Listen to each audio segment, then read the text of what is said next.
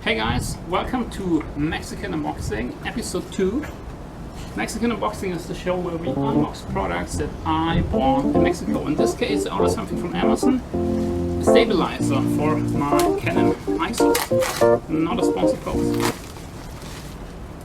Let's check it out. It's a Neewer Estabilizador made in China. Guys, this is not getting any better. Okay guys, this is clearly a zero waste lifestyle fail.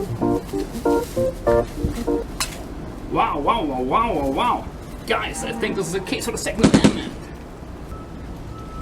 Okay guys, this is not what I expected. I expected something more sophisticated. You know, something with like more buffer zone going on. But let's try how it works. In the challenge video, I am running down the stairs, right? Without a stabilizer, and it's kind of shaky. So, you know what? Let's try it again. Let's run down the stairs with the stabilizer and check the difference. Wow!